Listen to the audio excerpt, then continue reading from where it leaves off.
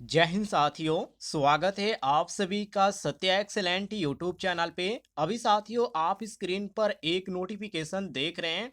ये नोटिफिकेशन जारी किया गया है मेट्रो रेलवे के अंतर्गत, जहां पर आपको अप्रेंटिसशिप के पद पर भर्ती देखने को मिल रही है।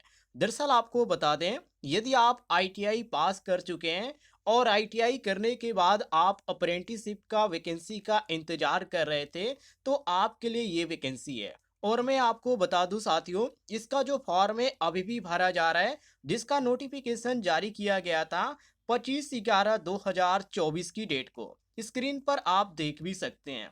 यहाँ पर आप जैसे नीचे आ जाते हैं, यहाँ पर साथियों बताया गया है ये जो वैकेंसी है 2025 और 2026 के अंतर्गत जारी की गई है, जिसका फॉर्म भरना स्टार्ट हुआ है। यहाँ पर आप डेट भी देख सकते हैं, जो कि 23/12/2024। यहाँ पर आपको देखने को मिल जाता है फॉर्म ऑनलाइन का। और फॉर्म का जो क्लोजिंग डेट रखा गया है, यहाँ पर आपको नीचे देखने को मिल जाता है 22/1/2025 तक आप इस फॉर्म को अप्लाई कर पाएंगे। तो काफ़ी अच्छा मौका आप सभी के लिए, यदि आप फॉर्म अप्लाई करना चाहते हैं तो। जिससे साथियों आप इस नोटिफिकेशन को पढ़ते हुए नीचे आ जाएंगे, तो यहाँ पर आपको इसके बारे में और भी बहुत सारी चीज़ों के बारे में डिटेल में जानकारी देखने को मिल जाती है। जैसे कि इसमें टोटल टोटल यहाँ पे कितने ट्रेड पर भर्ती निकल के आ रही है, टोटल कितने सीट इसमें खाली है।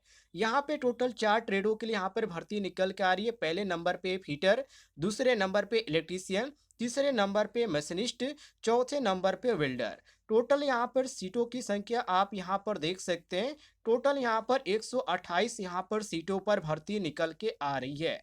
नीचे आप आ जाते हैं साथियों, तो जो भी यहाँ पे रिजर्वेशन की जो सीट है उसके बारे में आपको डिटेल में जानकारी देखने को मिल जाती है, जिसके बारे में आप यहाँ पर पढ़ना चाहते हैं तो पढ़ सकते हैं। यदि आप एक सर्विसमैन के अंतर्गत आते हैं या आप पीडब्ल्यूवीडी के अंतर्गत आते हैं, तो यहाँ पर आप पढ़ भी सकते हैं। इसके बाद साथियों आप नीचे आ जाइए।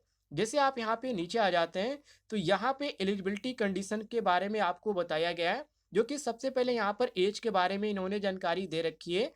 तो कम से कम आपका जो उम्र कंप्लीट होना चाहिए 15 साल, क्योंकि यहाँ पर साफ तौर पे इन्होंने लिख रखा है the candidate should have complete 15 year of age and should not have complete 24। कहने का मतलब ये है, आपकी उम्र जो होनी चाहिए वो 15 से 24 साल होनी चाहिए, तभी आप इस फॉर्म को अप्लाई कर सकते हैं। अन्यथा आप इस फॉर्म को अप्लाई नहीं कर सकते हैं। और अप्लाई करने का लिंक आपको डिस्क्रिप्शन बॉक्स में मिल जाएगा।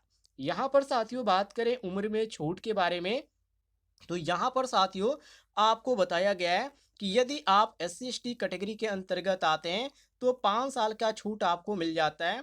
और यदि आप OBC NCL कैटेगरी के अंतर्गत आते हैं तो 3 साल का छूट आपको इसमें मिल जाता है उम्र में। नीचे आ जाते हैं साथियों, तो यहाँ पे एजुकेशन क्वालिफिकेशन के बारे में इन्होंने बता रखा है कि आपके पास क्वालिफिकेशन क्या होगा, तो आप इस फॉर्म को अप्लाई कर पाएंगे। जहाँ पे साथियों साफ तौर पे लिखा गया है the candidate must have passed 10th class examination और इट्स इक्वेंट अंडर 10+2 एग्जामिनेशन सिस्टम। कहने का मतलब ये कि आप 10वीं पास हैं, लेकिन 10वीं का जो आपका कोर्स कंप्लीट होना चाहिए वो 10+2 सिस्टम के अंतर्गत होना चाहिए, जिसमें 10वीं में आपका जो परसेंटेज होना चाहिए वो मिनिमम 50% होना चाहिए।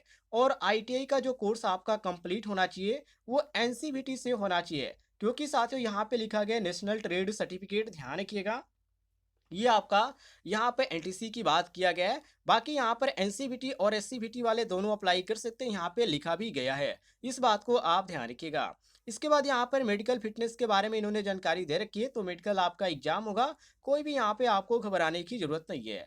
सिलेक्शन की बात करें साथियों, तो यहाँ पर आप मोटी हेडिंग में देख सकते हैं मेरिट लिस्ट यहाँ पे लिखा गया है। मतलब कि आपको इसमें एग्जाम भी देने की जरूरत नहीं है। जो भी यहाँ पे मेरिट लिस्ट आएगी, यदि आपको मेरिट लिस्ट में नाम आपका देखने को मिलता है तो आपको डॉक्यूमेंट वेरिफिकेशन के लिए बुलाया जाएगा, मेडिकल के लिए बुलाया जाएगा। उसके बाद साथियों आपका सिलेक्शन हो जाएगा। सिलेक्शन होने के बाद आपको एक निश्चित डेट मिलेगा कब आपको ज्वाइन करना है और कब से आपकी ट्रेनिंग स्टार्ट होगी। तो ये सारी प्रक्रिया आपकी जो होगी वो आपका फॉर्म भरने के बाद स्टार्ट होगी। ये ध्यान रखिएगा।